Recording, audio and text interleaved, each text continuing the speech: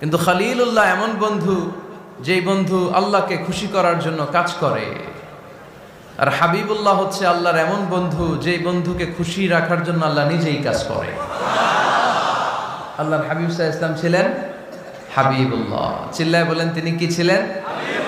হাবিবুল্লাহ। এত মর্যাদা, এত সম্মান, এত স্টেটাস গোটা বিশ্বের দ্বিতীয় কারো আছে? আল্লাহর হাবিব সাল্লাল্লাহু আলাইহি ওয়াসাল্লামের নুরানি চেহারার মতো চেহারা পৃথিবীর অন্য কারো আছে?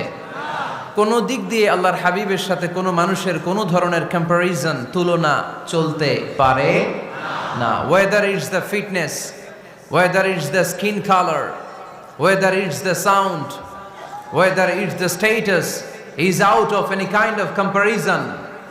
তিনি সব ধরনের তুলনার ঊর্ধ্বে।